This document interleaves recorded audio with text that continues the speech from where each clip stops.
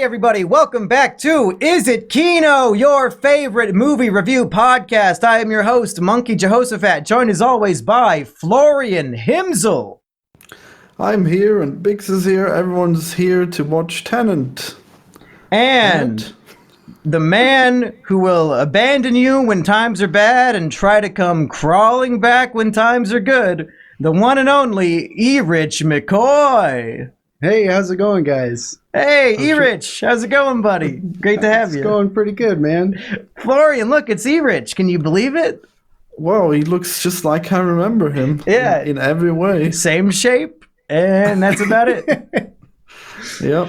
A Now, bleeding heart liberal as usual. In a world where the cinematic experience has been ruined by coronavirus, Florian, where were you when Christopher Nolan single-handedly saved cinema? Whoa. I was just gonna come to the conclusion that we should stop Christopher Nolan from making movies. Today we are talking about the brand new release from one K. Nolan.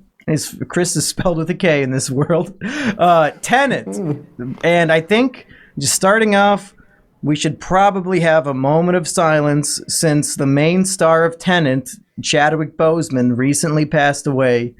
Whoa. Tragedy. He did that movie too? Oh, damn. Wasn't that the actor? Wait a minute. Wasn't that the main character in this movie? Wasn't that Chad? Damn. I thought the main character in this movie was George Floyd because he was a black man who couldn't breathe. Whoa! He had to bring his own air in time. Florian, that is not cool, okay? It's okay for us to make that joke. We're Americans, but you and over in Austria, it'd be like if we made Nazi jokes. He's trying to breathe new life into humor, okay? Yeah, clearly. Florian, how dare you. Florian, what did you think of Christopher Nolan's Tenet, rated R? Well, I thought it was all right, except for the music. It's just like all the time. It's just so depressively dreadful, this music. What is this choice? It's like, Harry, you're a time wizard. Dreadful music. And then in the end, it even has reverse dreadful music. Holy shit, what am I going to do? What is this atmosphere it's trying to set? I'm so confused. And not just by the time mechanics. Yeah, they should have gone the Transformers route and had like a Linkin Park original song in there. What I've done, turn back the time. Linkin Park still makes original songs? Damn, I should look into that. Yeah, that one I just sang was super original. It's off their new album. Oh, especially for Tenet. Yep. Well, Biggs, Florian says it was a perfect movie and the soundtrack was amazing. What did you think of Tenet?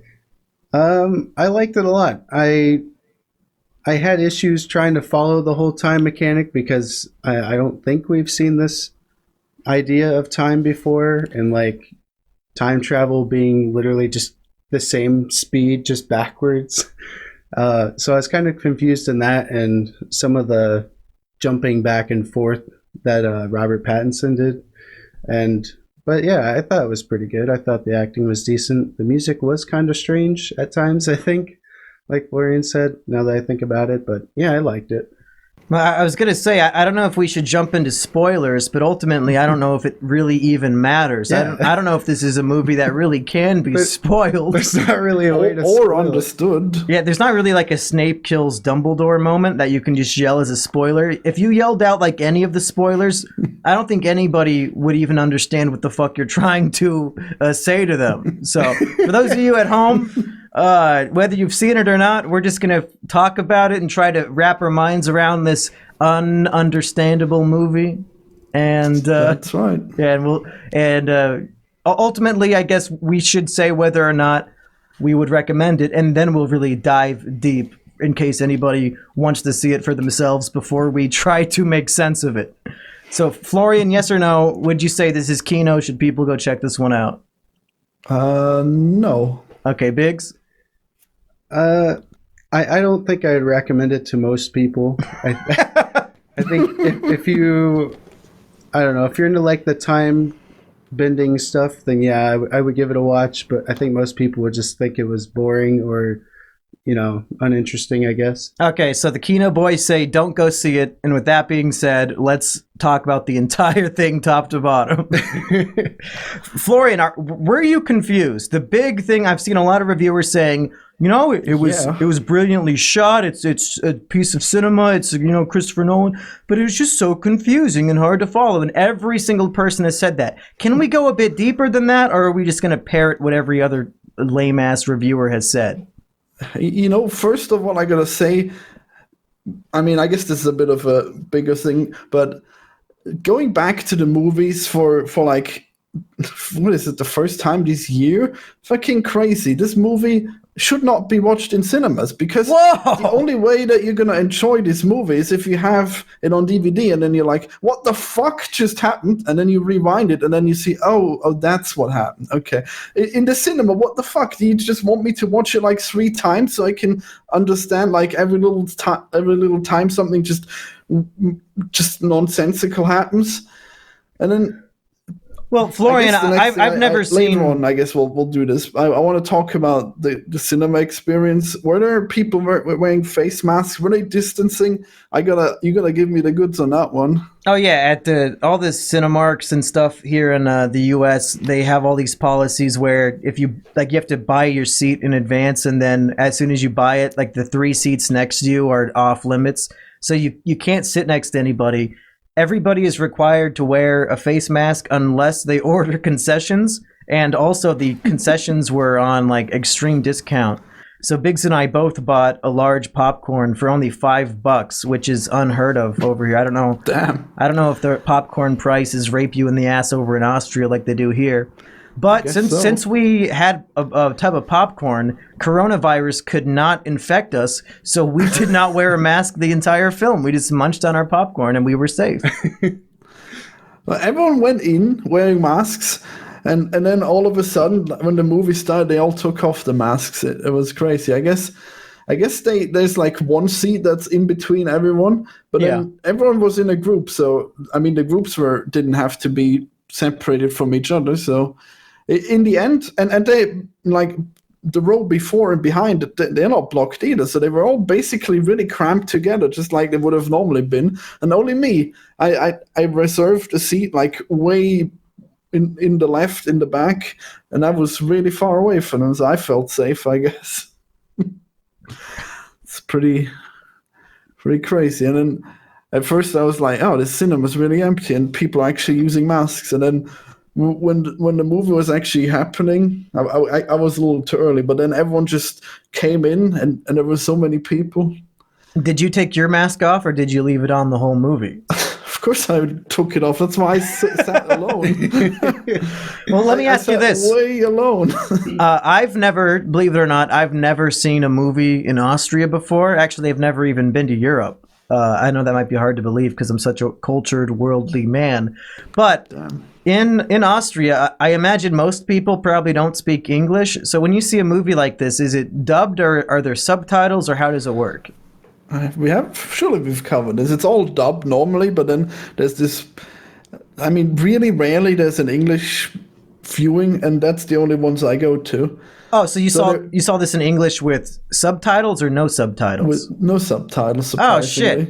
Well, yeah. I was gonna say I would have preferred to see this movie with subtitles, because much like as what was his previous movie, Dunkirk, and just like with fucking Bane wearing his mask, a lot of the dialogue in this movie, especially in the opening scene, is very muffled and hard to understand. Oh, yeah. So I was hoping that you had subtitles and that you could explain what was happening in the movie, because it's hard enough to understand, probably even with the script in front of you.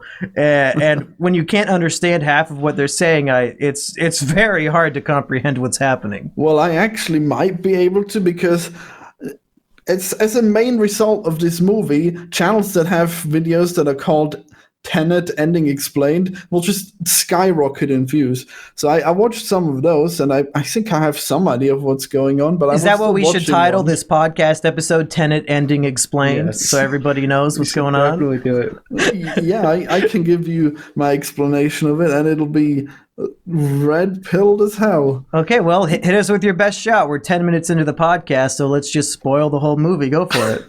That's it. Okay, so essentially, it's all the woman's fault.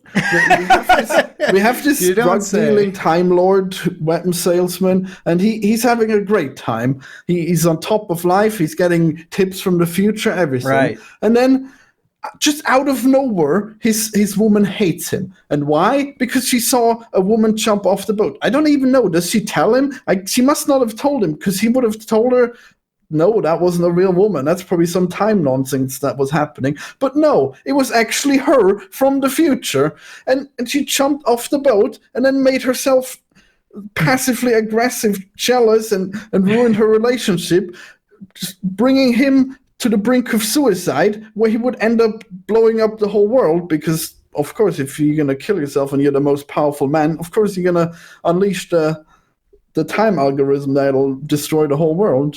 I mean, that just makes sense, but it's clearly all her fault. And then in the end, there's this mission where they try to defuse the bomb, and then what does she do? She just kills him. Her mission was to prevent him from killing himself. Yeah. She just kills him. Are you kidding me? Why is this woman even a thing? First of all, she causes everything, and then there's men trying to fight to defuse this bomb. And what does she do? She speeds up the timer on which the bomb would explode by killing him. Because it was a deadman switch, I guess. I think if you look through Christopher Nolan's filmography, you'll see that he's one of the most red-pilled directors when it comes to the W question, aka the women question. Oh. In Inception, Mal, the evil dead wife, she's the main bad guy. She's just a huge bitch and ruins everything like women do.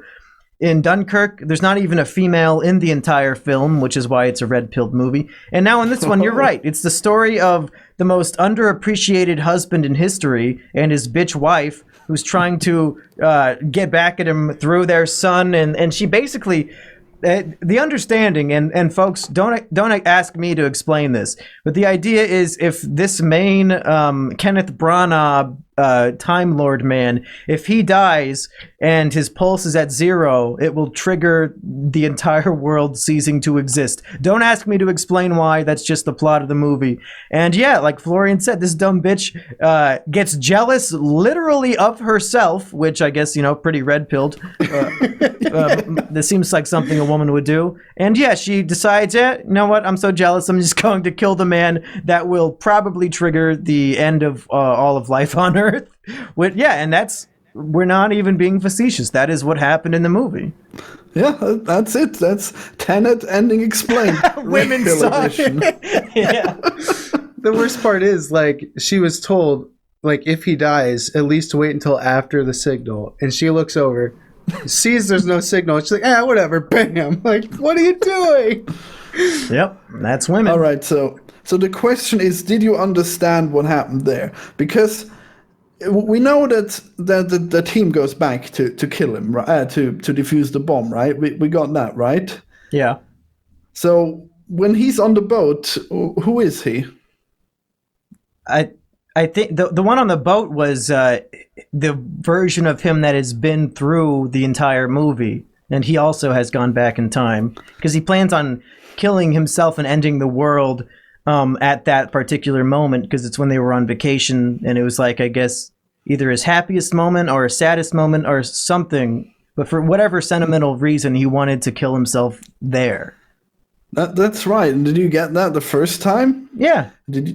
Damn, I don't know. Was that the reveal? I guess they went back and they saw it was him from the past, but then he suddenly knew things that he shouldn't have known, and then they knew it was him from the future. But maybe it's because I was starting to fall asleep, but I did not catch on to that one. Damn. Yeah, no. I thought the plan was he wanted to go back to that moment and spend the rest of his life with the version of his wife that didn't hate him. So then he thought the version of her on the boat was the old version, not the one that he had already shot. And yeah, so that's why he wanted to go back there and then trigger the bomb by killing himself. And to think all she had to do was take him back. And she would have had good reason too, because she could have seen that she was the woman that that made all this jealousy happen in the first place. But no, I guess she just hates him, and it has to end. Okay, maybe it's unrealistic to think she would take him back. He did some terrible things, I guess, but he did shoot her. So she's After she took a gun and pointed it at his head and then was too much of a pussy bitch to fire on and him. threw him off a boat. Yeah, she literally cut the cord on the boat and made him fall in and drown, and fucking Chadwick Boseman had to go back and save his life. Damn. Yeah. What a menace. What a woman. Yeah, they should have just gotten back together, and then they wouldn't have had to send people to fight a war to defuse the bomb. Well, that's the difference when you're comparing like heroes and what it means to be a hero and to have a noble sacrifice. Here we're presented with a woman whose choice is be with a husband who is a little abusive or all life on earth ends, and she clearly chose the latter. Oh, well, I mean, I don't know. I thought they were the same amount of abusive towards each other. I don't know about that. Well, what didn't it already start with her selling him fake art and then sleeping with another guy and all that kind of stuff? Yeah, so that's part of what I'll call Nolan making his movie as convoluted as possible on purpose. And the entire subplot of having to break into an airport art vault, Freeport, to steal a piece of art that is either fake or not fake, I'm not sure. It was fake. Because it's being used as blackmail against a woman because she tricked her husband into buying a $9 million piece of fake art. And I guess it's implied the wife is in love with the artist. It's just all so unnecessarily convoluted, the whole point is Chadwick Boseman wants to meet her husband, and in order to do that, they have to crash a plane into an airport and pretend to steal a piece of art that ultimately they didn't actually steal, because then the husband like gives it to the wife and says, "You thought that it was stolen?" And it's like, wait, what the fuck was the point of the last hour of the movie? What is even happening? Well, apparently they did that so they would earn her trust, but then I think apparently they lied to her and they said, yeah, they lied to her and said, yeah, we destroyed the painting while we were in there, but he just said that so she'd be like, okay, I guess I'll let you meet him now, but they never actually even saw it. It was a fair assumption it would have been destroyed if it was there. Damn. And I guess the anti-fire measures didn't work, did they? What did you think of future Batman Robert Pattinson in this film, Florian? Oh, is that the white guy? Damn. Neil, yeah. You don't recognize Edward from Twilight when he's on your movie screen? No, he's changed so much. What a great range of an actor, huh? Yeah. Damn. Well, I guess he was in that other movie, The Lighthouse. I didn't recognize him there either. Yeah, he's pretty good in The Lighthouse. Damn. Wait, he's gonna be Batman? What kind of Batman? I heard there was some kind of Batman trending. Is it a game? Is it a movie? The idea is that he's going to be in the next Batman movie, and this is like a younger Batman, like in the second year of being Batman. So instead of the Ben Affleck, who's already at the end of his rope, we're going to get like a fresh and new Batman, like Batman Begins all over again. How many Batman origin stories do we need? God damn. This isn't an origin. This is year 2. They're going to skip the origin. Well, at least they'll do that. Okay, I guess that's cool. At least it's maybe they'll actually stick with him. I want to see some future Batman at some point. I want to see him go up against Joaquin Phoenix's Joker. I think they can make that happen. Oh yeah, God, that would be amazing. The thing is, though, since in Joker, Batman was like 8 years old, they would have to age up Joaquin by like 20 years, but it wouldn't be that hard. Yeah, I thought it was implied that Joker was like really old anyways. Even back in the day, he was always like an older dude that just kind of lost his mind over. But then they'd have to make him 20 years older than that. So he'd be like with a cane. He'd be the Riddler Joker. No, well, I guess oh yeah, wait. Yeah, you're right, because Joaquin was really young. No, it's fine. We'll just have... Oh, wait, we can't have a really young Batman because we already know the actor. Damn it! Well, he's pretty young as far as Batmans go. He's only like 34, I think. Well, yeah, but in the Gotham series, we had a like 18-year-old Batman. I mean, I guess that would have worked with Joaquin Phoenix. Oh well, what a shame. Well, anyway, what did you think of him in this film? Did he blow you away as the one white guy? I guess so. Oh, good. I don't know.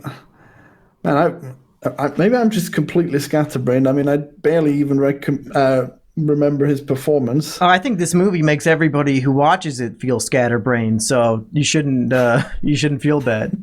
I think this I haven't seen The Lighthouse, so the only other reference I have for Robert Pattinson was the Twilight movies, or there's maybe one other one I saw. You should see Good Time. He's really good in that. So for me, this was my favorite depiction of him in a movie. My favorite role he's played. So you didn't like Twilight? Damn. Yeah, Biggs. What the fuck? Sorry, I was #Team Werewolf. Fair. Oh. His name is Jacob, by the way. She didn't know. Oh God.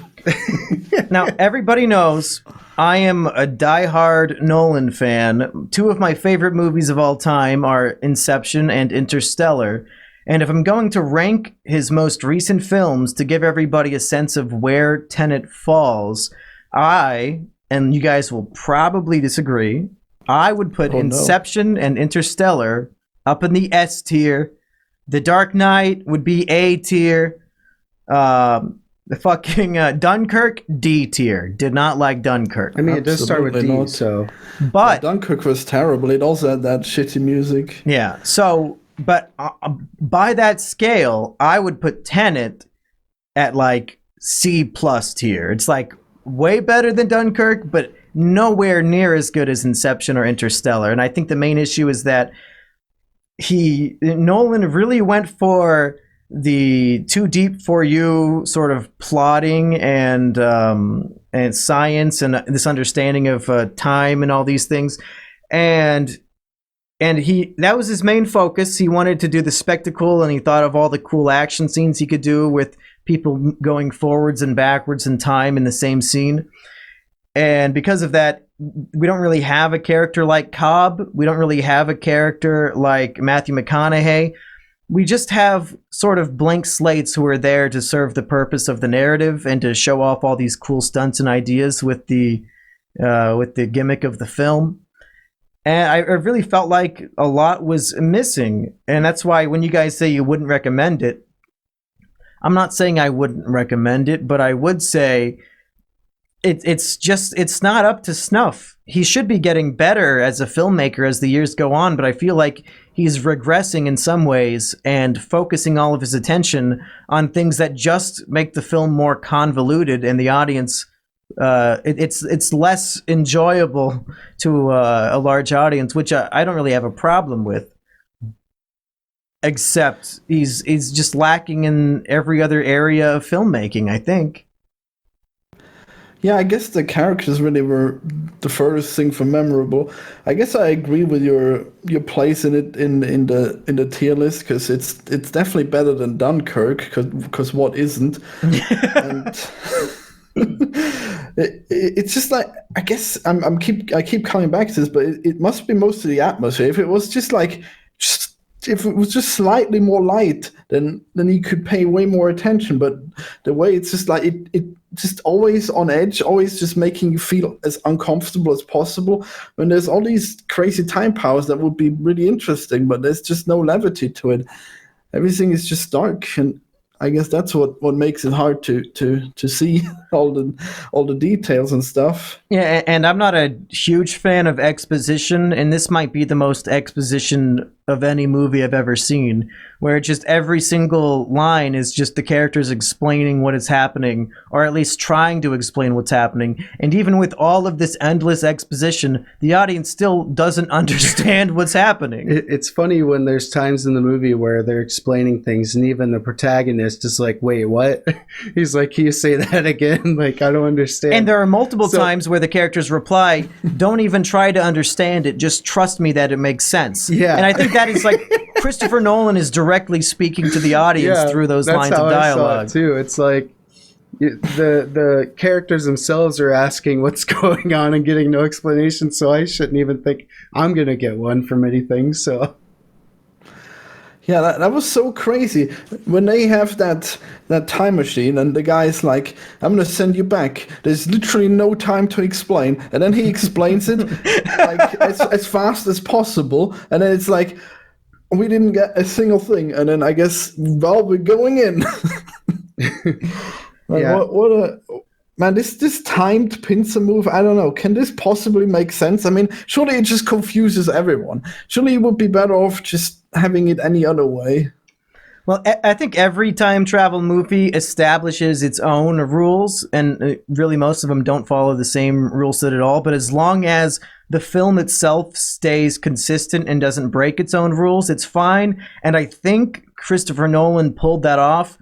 Whereas a movie like Back to the Future Part 2, which is one of also my favorite movies, it has the scene where old Biff goes back in time to give the younger version of himself the sports almanac so that he can become rich, which is sort of like the grandfather paradox where old Biff should no longer exist because he just wiped his own timeline out of existence. But then old Biff goes back into a different version of the future, and then he slowly fades away. And it's like, wait, that doesn't. That's how it works. You slowly fade away. You shouldn't even exist in general. But this movie, I think, overcomes those types of things, and you just have to kind of accept that people who have gone back in time can affect the timeline, even if we haven't seen them go back in time yet. The way I envision time travel is you're on the main timeline, and then if you go back and change it, then it'll change the future. But in this movie, it's almost like time is a fourth dimension, like in Interstellar when he falls into the bookcase tesseract, where the main character in this movie halfway through ends up going back in time and affecting things, and then we find out, that third car in the car chase was actually him all along. But in my mind, it shouldn't have been able to be there because the main character hasn't gone back in time yet. But it's just how Nolan sees the world. That's how it should be, though. That it's there because you shouldn't be able to change anything. That is the idea. But then again, why does anyone go back if they can't change anything? I guess that's the question. But the way I would see it, Florian, is if right now a version of you from the future walked into your room. In my mind, that shouldn't be possible because you yourself have not gone back in time, right? So it has to happen in the first place in order to change. In your original timeline right now, until you personally go back in time, there should not be two Florians in the same room. You know what I'm saying? How does that make? Then isn't there any movie where there's someone coming back from the future? Yeah, in Back to the Future 2, Marty McFly goes back in time to Back in the Future 1, and he sees the original Marty McFly having his adventure from the first movie. But in that original timeline, in the first movie, Marty McFly number 2 from the future isn't there to interact with the stuff because he hasn't reached that point in his life yet. So I guess I'm viewing the timeline as too linear in terms of events taking place, whereas this movie is just everything is happening all at the same time. You're also forgetting the idea of there being a future. If you're saying, Florian can't walk into the room he's in right now as the future because he hasn't done it yet. Well, of course he hasn't. That's in the future. So if he intends on doing it one day, then there's already the intent to do it. So then he that's fucking Bill and Ted fucking bullshit. Where it literally is the scene from Bill and Ted where they say, "Hey, in the future, let's remember to go back here and hide a gun underneath this thing, so then we can have it." And then they lift it up and the gun's there. That doesn't make any fucking sense because they haven't done it yet. That's the point of this movie, though. And you said if he doesn't break his own rules, then it's fine. And that's exactly how she explained it. She said, "Pick up the bullet. Just intend on doing it." That's what she said. Just intend. Yeah, I think that's fucking retarded. I think the Bill and Ted rules are fucking retarded. That you can tell yourself, "Hey, I'm going to remember to do this in the future." So now the item will magically appear right here. I disagree. I think it makes way more sense and it's way more interesting. It's just nonsense how Back to the Future does it, where it just changes everything and then the people fade out of existence. It just raises way more questions than it solves. I mean, the way we have it here is perfectly sensical. The only thing is that you would think that it would eventually unbalance itself because it just goes round and round, the future affecting the past and vice versa. Another thing that didn't make sense to me was when they were in the fight sequence in the Freeport. and Neil saw the other character but didn't tell him. And later on in the movie, he's like, well, I didn't tell you because you would have done something differently and it could have changed everything. But then when you get to the car chase scene, when he's going, like when he went through the machine and now he's the third car, you see him look at himself. Yeah. So he already knows that he was the one in the third car. Maybe he was racist and thought all black people look alike and he couldn't recognize himself. The protagonist. Because remember when he's like in the third car, once he goes through the machine to go back in time, then he sees like himself in the other car with Neil fighting the car with the girl in it, and his self on the old timeline looked at himself in his current reverse timeline, and that's why he threw the object into that car. Remember, he threw it in there and it started bouncing around the car. I guess I remember he threw it to himself. So it's like if he couldn't see himself because then he'd alter what he did, then why was he able to see himself then? Well, I guess the reason would be because it's less in the future. He was going to go back anyways, I guess. But he wasn't going to go back until after she was shot. Then she was shot, and he's like, well, now I have to go and stop him from killing. No, I'm pretty sure they went back pretty soon. She got shot after that happened. Yeah. I think they pulled that one off, and then afterwards she got shot. By the way, her getting shot, that's the least sensical thing in the movie. Because apparently she's got an inverted time wound, right? Because she got shot by the inversion. But then you put her in the inverter, and then she's fine. What? Wouldn't that just double invert her wound, and then she'd still be fucked? I don't know, man. Like Christopher Nolan, it's fine that he introduces like these sci-fi equipment, like the briefcase in Inception that everybody plugs in and they fall asleep and they can share a dream. That is so easy to understand. But the fucking the time machine shit in this movie it's so convoluted and confusing that here, instead of really discussing what the film was about, we're discussing how the film even operated to begin with. Well, I like that part about it, I guess. Yeah. What really confused me was the scene where they're in Freeport and the protagonist and Neil are in separate rooms and they both fight who you later find out is the protagonist. They both fight him at the same time. Except on Neil's side, just kind of like fights him off and gets past him and runs away. But the other one's like fighting himself backwards. And that part, I guess I didn't understand because, I mean... Yeah, I don't know. I don't even know how I don't understand it. It's just a strange idea. We need to watch all these videos Florian is recommending, all these Tenet explained videos. Yeah, I think a good explanation of what this movie kind of is, we watched one after we watched the movie, and they said it's basically like a 007 Interstellar.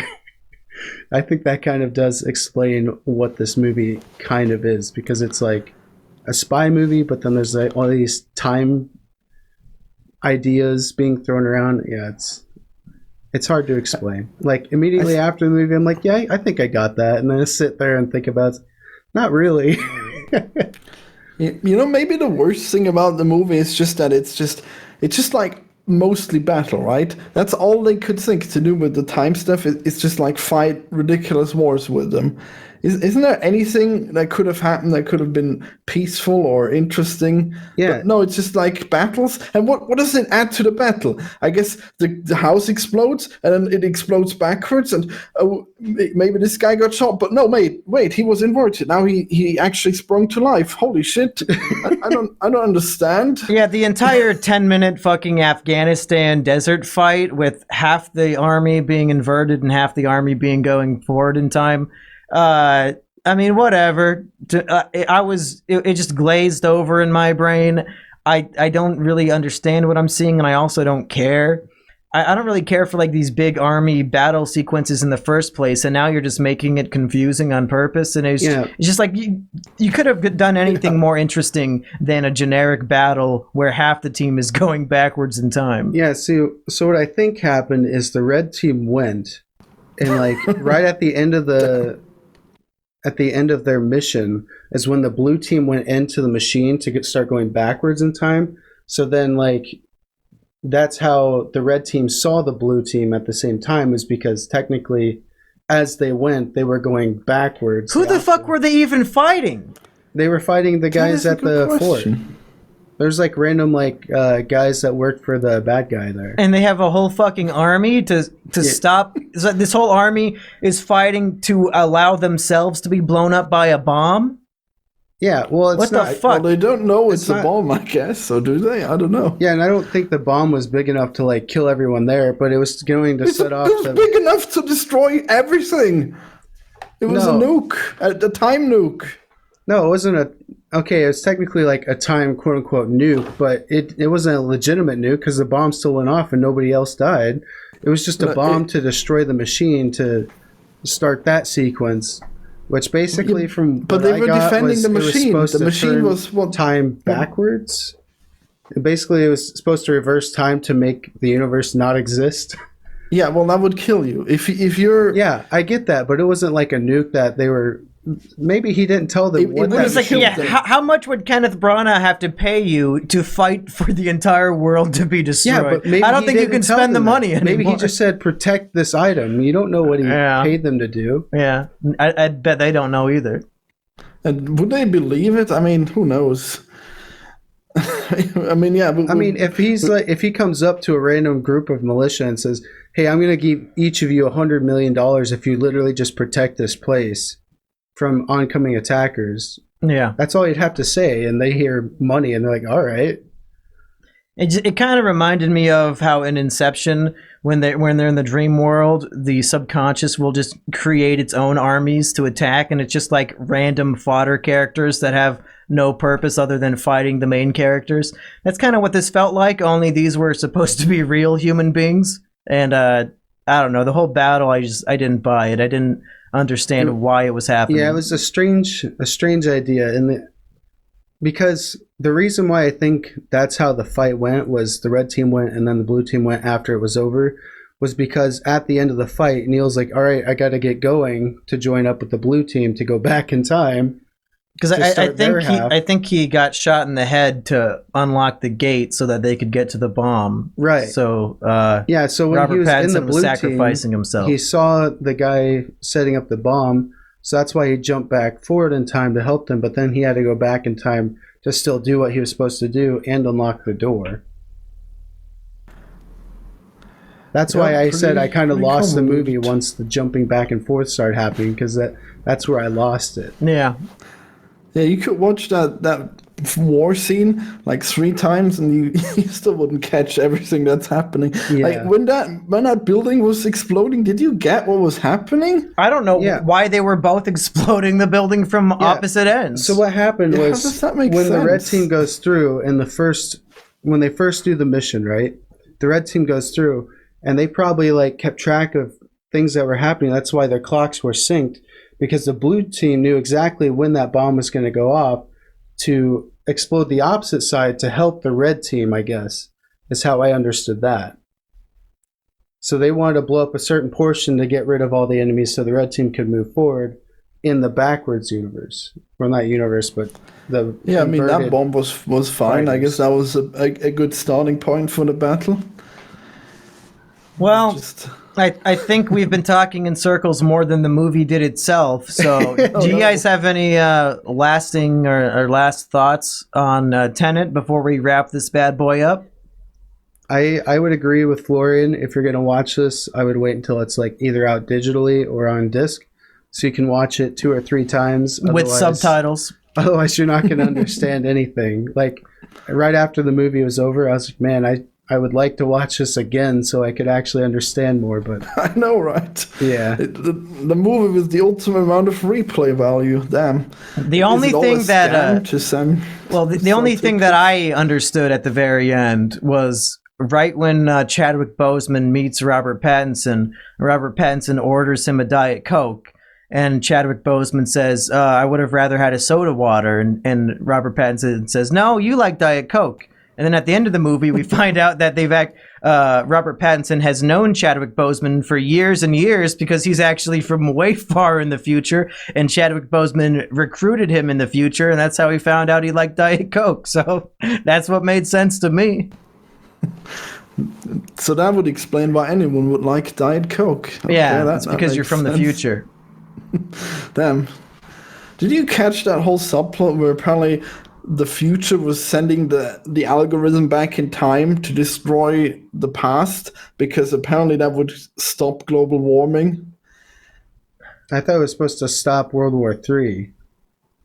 Well, either way, it'll stop everything because it'll just destroy the future. And what was up with the fucking Indian woman? Was her motive good or bad? It seemed like she was on everybody's side at the same time.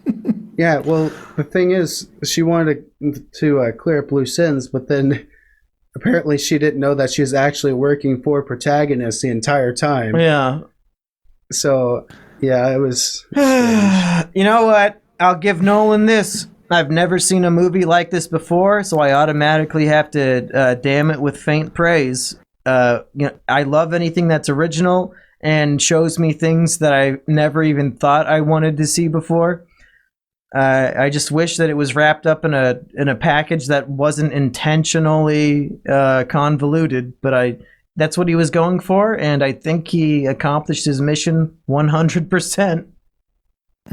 So did you think that Inception, was that not convoluted as well on purpose?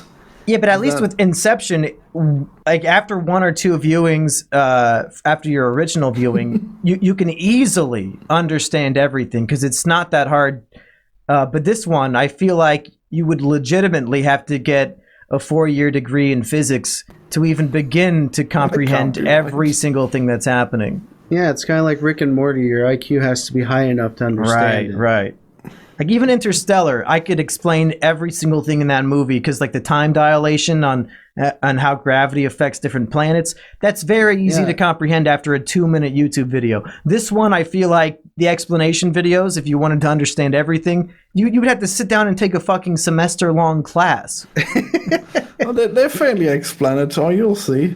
You'll get it eventually. Yeah, eventually. That's the problem. Maybe after 2 more trips to see it in theaters. Fuck no. No? But I was not bored, and that's honestly the best thing you can say about a movie. It was entertaining.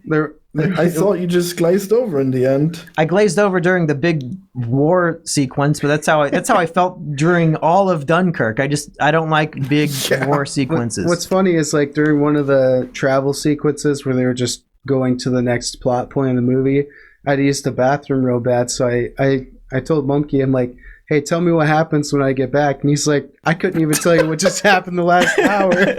So I'm like, well, I guess I'll try and pick up the pieces. Yeah, no matter which 5 minutes you miss, I'm not going to be able to explain them to you in this theater. It was an impossible mission to remember anything. Yeah, you could have gone to the bathroom the whole movie and you'd probably still understand just as much. Probably. Well, is that it, boys? Is this another Kino in the books? Did we do it? I think so. Yeah, we did it. We reviewed a movie. It's so good to have you back, Erich McCoy. I don't know what I was going to do without you. Yeah, I truly missed you so much. I think about you every day, and it feels so good. I feel like I'm finally home. I remember when you deleted that YouTube channel we had. Oh, yeah, those were the times. That was Erich? He deleted his own channel that I was on a lot. Oh, that's right. He did delete his channel. Man. What a cuck. What a fucking cuck. Oh, damn. Well, everybody, for Is It Kino, I've been Monkey Jehoshaphat. I've been Soy Boy McGee. Soy Boy McCoy. I about said Soy McCoy. And I'm Big Spigalow. And subscribe to Game Squid. Subscribe to Game Squid on YouTube, everyone. Yeah.